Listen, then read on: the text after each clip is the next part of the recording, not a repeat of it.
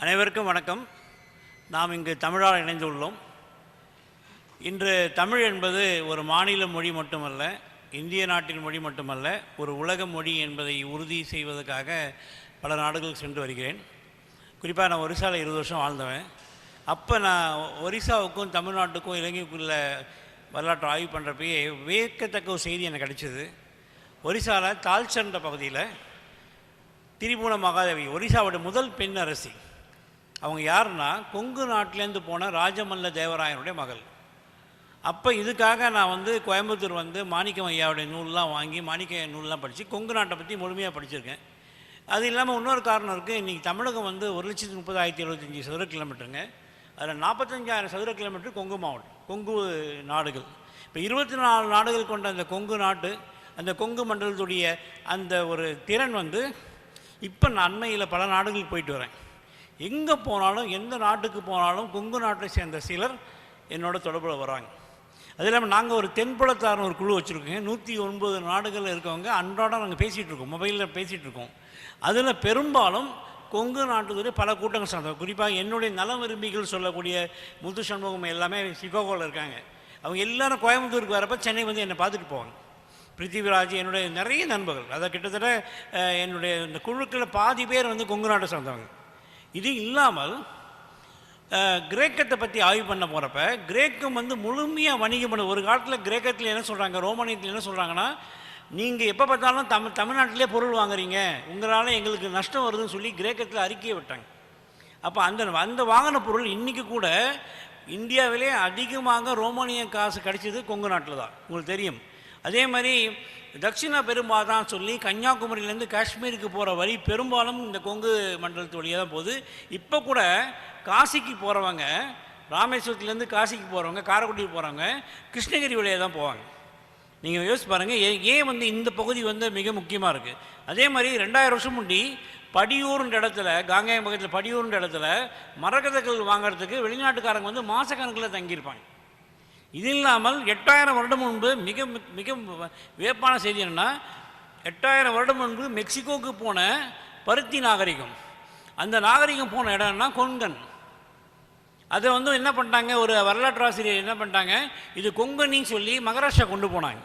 அப்போ நாங்கள் சொன்னோம், மகாராஷ்டிராவில் எங்கெங்கே அந்த இடத்துல அந்த கடற்கரையில் பருத்தி இல்லை, ஆனால் இங்கே கொங்கனில் பருத்தி இருக்குது. ஸோ ஏன்னா உங்களுக்கு தெரியும், நான் அடிக்கடி நம்புறது, வரலாறு என்பது வழிபடுவதற்கு மட்டுமல்ல, வழிபடுத்தலுக்கு. இப்போ நீங்கள் இன்றைக்கி இந்தியாவிலே நான் இங்கே இருக்க ஒரு பம்ப் செட் கம்பெனிக்காக ஒரிசாவில் ரீஜனல் மேனேஜராக இருந்தேன். இன்றைக்கி இந்தியாவில் எங்கே போனாலும் பம்ப் செட்டு நம்ம ஊர் பம்ப் செட் தான், கோயம்புத்தூர் பம்ப் செட் தான். எந்த ஊருக்கு போனாலும் எந்த மாநிலத்துக்கு போனாலும், ஈவன் ஆப்பிரிக்கா போனால் கூட நம்ம திருச்செங்கோடு, நாமக்கல், ராசிபுரத்துடைய போர் ரிக்கை பார்க்கலாம். ஆப்பிரிக்காவில் இன்றைக்கி என் நண்பர்கள் சொன்னாங்க, 30 நாடுகளில் நம்ம ரிக்கு ஓடிக்கிட்டு இருக்கு. கோயம்புத்தூர்காரங்க தான் ஓடிட்டு இருக்காங்க, திருச்செங்கோடுக்காரங்க தான் ஓடிட்டு இருக்காங்க. இப்போ இதெல்லாம் ஏன் வந்ததுன்னு பார்க்குறப்ப, இப்போ ஒரு தொன்ம கதை சொல்லுது. என்ன சொல்லுதுன்னா, சோழ நாட்டிலேருந்து வந்தாங்க, இங்கே எல்லாத்துக்கும் கிணறு தோண்டினாங்க, பண்ணாங்க. அந்த கிணறு தோண்டின அந்த மரபு தான் ஒரு 100 வருஷம் முன்னாடி பம்ப் செட்டு கண்டுபிடிச்சாங்க. யோசிச்சு பாருங்கள், அந்த வரலாறு என்பது திரும்பி திரும்பி நம்ம நினைவுபடுத்திக்கிட்டே இருக்கும். இப்போ கூட உங்களை நினைவுபடுத்தி என்னென்னா, நான் இங்கே வந்ததுக்கு காரணம் சக்திவேல் அண்ணன் விஸ்வம் மூலமாக வந்தப்போ, எங்கே பார்த்தாலும் இங்கே தமிழர்கள் உலகம் முழுக்க இருக்காங்க. நிறைய பேர் கூலி வேலை செய்கிறாங்க, நிறைய பேர் சின்ன சின்ன வேலை செய்கிறாங்க. ஒரு மிகப்பெரிய தொழிலதிபராக, ஏரோப்ளைன் வச்சுருக்கிற அளவுக்கு தொழிலதிபராக இருக்குது கொங்கு நாட்டுக்காரங்க தான். அதை மறக்கவே முடியாது. நான் அமெரிக்காவில் பார்த்துருக்கேன், கனடாவில் பார்த்துருக்கேன், பல நாடுகளில் பார்த்துருக்கேன். இதில் ரொம்ப வியப்பு, இந்த கொங்கு குல கூட்டங்கள் பார்க்குறப்ப நம்ம முத்துக்குமார உடைய நூல்லாம் படித்த பிறகு தான் எங்களுக்கு தெரிஞ்சது. ஏன்னா பாலகிருஷ்ணன் சார் நாங்கள்லாம் ஒரு காலகட்டத்தில் ஒரிசாவில் இருந்தவங்க. நான் 89 போனேன், அவர் 89 வந்தார். 91 இடப்பெயர் ஆய்வு கொண்டார். நான் கடல் ஆய்வு பண்ணிகிட்டு இருக்கேன், ஆமைகள் வழியாக எப்படி தமிழர்கள் உலகம் முழுக்க போனாங்க வந்தாங்கன்ட்டு. இதில் ரொம்ப முக்கியம், தாய்லாந்துக்கு போகிறாங்க, அங்கே காவலன் ஒரு மக்கள் இருக்காங்க. காவலன் யாருன்னா அங்கே கொங்கு குலக்கூட்டத்தில் ஒரு பிரிவு. அதே மாதிரி பல பிரிவுகள் இப்போ நீங்கள் பிரேசில்னு ஒரு நாடு இருக்குங்க, பிரேசில்னு ஒரு நாடு, சிலி நாடு, அங்கே போனீங்கன்னா ஆவன்னு ஒரு மக்கள் இருக்காங்க. நீங்கள் இந்த கொங்கு குலக்கூட்டத்தை அப்படியே வச்சுக்கிட்டு உலகம் முழுக்க தேடினீங்கன்னா தமிழர்கள் எப்படி புலம்பெய்தான்னு தெரியுது. இங்கே என்னென்னா, அவங்க அடையாளம் தமிழர்களாக போயிட்டாங்க. உங்களுக்கு கொங்கு குலக்கூட்டம், அவங்களுக்கு தமிழர்கள். எப்படி இந்தியர்கள் என்ற போர்வையில் தமிழர்கள் வெளியே தெரியாமல் இருக்காங்களோ, அந்த மாதிரி தமிழர்கள் என்ற போர்வையில் இந்த கொங்கு குலக்கூட்டம் தெரியாமல் இருக்காங்க. இதில் ரொம்ப வேப்பு இந்த ஊர்கூடி தேர்வெழுத்தல். இப்போ நான் நிறைய பேர்கிட்ட அண்மையில் இந்த நிகழ்ச்சி உறுதியானவுடனே நிறைய நண்பர்கள் இங்கே கூட சேரன் வந்திருக்காரு. அவர் மனைவி வீட்டிலலாம் பேசுகிறப்ப, ஐயா எங்கள் திருமணத்தில் 18 குடிகள் வந்தாங்க, எல்லாருக்கும் நாங்கள் வந்து மரியாதை பண்ணிட்டு தான் இப்போ தான் வந்து ஜாதிகள் இல்லடி பாப்பான்னு சொல்லி. இப்போ என்ன ஒரு சிக்கல் இருந்துச்சுன்னா, பகுத்தறிவு தந்தை அவர் என்ன பண்ணார், கோயில்களில் இருக்கக்கூடிய பிரச்சனைகள் தான் வந்து உயர்வு தாழ்வுக்கு காரணம்னு சொல்லிட்டு ஜாதிகள் இல்லைன்னு சொன்னார், கடவுள் இல்லைன்னாரு. ஆனால் அங்கே என்னாச்சுன்னா மரபு இல்லாமல் போயிடுச்சு.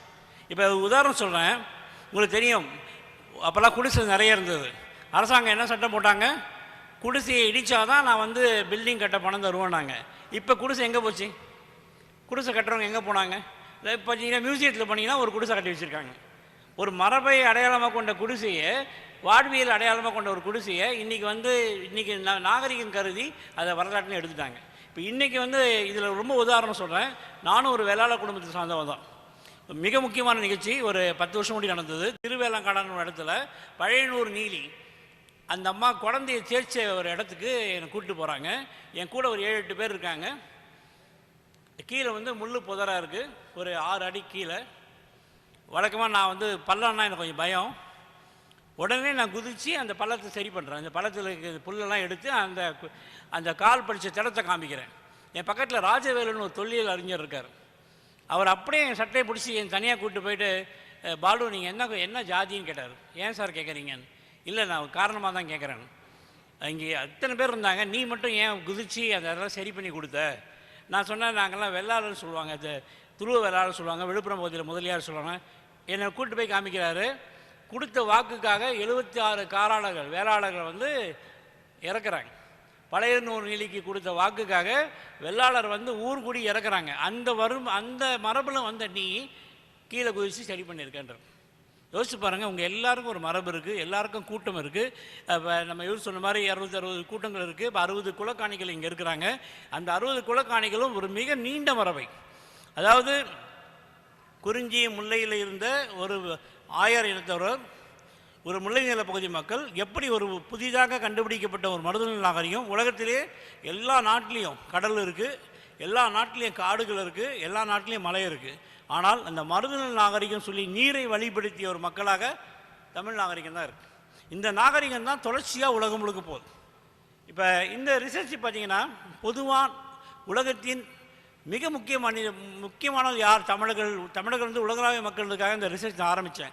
ஆனால் ரிசர்ச் ஆரம்பித்தப்போ எனக்கு சிக்கல் இருந்தது, யாருக்கு என்ன திறன் இருந்தது, கொல்லர்கள் யார், இவங்க குலாளர்கள் யார், எப்படி இந்த உலகம் முழுக்க போனாங்க, எப்படி இங்கிலீஷ்காரங்க காலத்தில் இந்தியா முழுக்க தமிழர்கள் மட்டும் போனாங்கன்னு பார்க்குறப்ப 27 நாடுகளுக்கு இங்கிலீஷ்காரங்க கூப்பிட்டு போயிருக்காங்க. அதில் சவுத் ஆப்பிரிக்காவில் மிக முக்கியமாக ஒரு விஷயம், சவுத் ஆப்பிரிக்காவில் மதமாக இப்போ எல்லாருமே சொன்னாங்க இந்து மதம்ன்றாங்க. சவுத் ஆப்பிரிக்காவில் மதமாக தமிழை காமிக்கிறாங்க, கயானாவில் மதமாக தமிழை காமிக்கிறாங்க, ஃபிஜியில் மதமாக. என்ன காரணம்னா, இங்கே இருக்கிற கவுண்டர்கள் தமிழ் பூசாரிகளை கூப்பிட்டு போயிருக்காங்க. உங்களுக்கு தெரியும், உங்கள் திருமணங்களை வந்து ஐயர்கள் கிடையாது, இல்லை உங்கள் திருமணத்தில் ஐயர் கிடையாது, உங்கள் மக்கள் தான் பண்ணுறாங்க. அப்படி இருக்கிறப்ப தமிழில் வழிபாட்டு முறையை இன்று வரை கடைபிடிக்கும் ஒரு மக்களாக கொங்கு நாட்டு மக்கள் தான் இருக்காங்க. மற்ற மக்கள்லாம் ஐயரை வச்சு தான் பண்ணுறாங்க, எல்லாம் பண்ணுறாங்க. இங்கே வந்து தன்னுடைய வழிபாட்டு முறையை தமிழில் பண்ணுறதால தான் இன்றைக்கி வந்து இந்த மக்களால் எளிய தமிழ் இந்த இந்த மரியாதைக்குரிய இன்று கூட உலக நாட்டில் போனீங்கன்னா அந்த மரியாதைக்குரிய தமிழாக கொங்கு நாட்டு தான் பார்க்குறாங்க. மதுரைக்காரங்க ஒரு மாதிரி பேசுவாங்க, திருநெல்வேலிக்காரங்க ஒரு மாதிரி பேசுவாங்க, கன்னியாகுமரிக்காரங்க ஒரு மாதிரி பேசுவாங்க, விழுப்புரங்காரங்க ஒரு மாதிரி பேசுவாங்க, சென்னைக்காரங்க ஒரு மாதிரி பேசுவாங்க. ஒரு மரியாதையும் பண்பாடும், வீட்டுக்கு வந்தீங்கன்னா எதிரி வந்தால் கூட தண்ணி கொடுத்து தான் பேசுவாங்க. அந்த மரபை கட்டுப்படுத்துக்கு தான் இந்த குலங்கள் தேவைப்படுது. இப்போ நான் வந்து அட்டவணைப்பட்டி சமூகத்தை பற்றி ஆராய்ச்சி பண்ணியிருக்கேன், நான் வந்து எம்பிசி பற்றி ஆராய்ச்சி பண்ணியிருக்கேன், பிசியை பற்றி ஆராய்ச்சி, எஃப்சி பற்றி. இது என்னென்னா, ஒரு வீட்டுக்கு நுழையிறப்ப அவனுடைய காலனியை வெளியே கழட்டிட்டு வரணும், எப்படி ஒழுங்காக காலையில் எப்படி 24 நிமிஷம் ஒரு நாளைக்கு எப்படி ஒழுங்காக குளிக்கணும், எப்படி பிறந்ததுலேருந்து இறப்பு வரைக்கும் எப்படி நடந்துக்கணுன்றதை இந்த மரபுகள் தான், இந்த குலங்கள் கூட்டங்கள் தான் சொல்லுது. நிச்சயமாக இந்த குலம் கூட்டத்தில் ஒருத்தன் வழிபாட்டு முறையில் ஒரு கடவுளையே முன்னோர் வழிபாடு. இப்போ நீங்கள் முன்னோர் வழிபாடு கும்பிட்றீங்க, வையத்துள் வாழ்வாங்கு வாழ்வானை வானூரிக்கும் தெய்வத்தில் வைக்க விடும் என்று சொன்ன ஒரு தமிழ் சமூகத்தில் இந்த முன்னோர் வழிபாடு இருக்கிறதால தான் நமக்கு ஒரு பண்பாக வளர்க்குறாங்க. இதுவே எங்கேயோ கண்ணுக்கு தெரியாத இறைவனை வச்சு கும்பிட்றவங்களுக்கு அந்த மரபு முறை கிடையாது. உங்கள் தாத்தா இப்படி இருந்தார், உங்கள் கொள்ளு தாத்தா இப்படி இருந்தார், உங்கள் முன்னோர்கள் இப்படி இருந்தார். இங்கே பார்க்குறப்ப இந்த பருத்தி நாகரிகத்துக்கு தான் ஈரோட்டில் வந்து இங்கிலீஷ்காரங்க ஃபேக்ட்ரி போட்டாங்க. இந்த பருத்தி நாகரிகம் தான் இன்னைக்கு டெக்ஸ்டைல் வளர்ந்தது காரணம். உங்கள் முன்னோர் 8000 வருஷம் முன்னாடி நீங்கள் மெக்சிகோவுக்கு கொண்டு போன அந்த பருத்தி நாகரிகம் ஒரு 200 வருஷத்துக்கு முன்னாடி வந்த இங்கிலீஷ்காரங்களால் அது மீட்டுருவாக்கப்பட்டது. இந்த மாதிரி விஷயம் பார்க்குறப்ப அடுத்து பாருங்க. இந்த ரிசர்ச்சில் உலகத்திலே நிலம் பொழுது பற்றி பேசுகிற ஒரு சமூகம் தமிழ் சமூகம். இங்கே பார்க்குறப்ப சங்க இலக்கிய புலவர்கள் கிட்டத்தட்ட 70 பேர் இருந்தாங்கன்னு முத்துக்குமார் சொன்னார். இப்போ இவ்வளோ பெரிய நாகரிகம். அது இன்னொன்று என்னென்னா, நான் கடல்கோள் பற்றி ஆராய்ச்சி பண்ணுறேன். கடலில் பாதிக்கப்பட்ட நிலங்களில் அந்த மக்கள் இடம்பெயர்றாங்க. அப்படி தான் இந்த கொங்கு நாட்டுக்கு பல பேர் வந்திருக்காங்க. ஏன்னா மேட்டு பகுதியில் இருந்தால் கடல்கோள் பாதிக்கப்படாதுன்னு சொல்லிட்டு தமிழ்நாட்டை ஒரு சமயத்தில் சேர சோழ பாண்டியர் தொண்டை மண்டலம் நடுநாடு இருந்தாலும் இந்த கொங்கு நாடு தான் வணிகத்துக்கு மிக சிறப்பான ஒரு இடமா இருந்திருக்கு.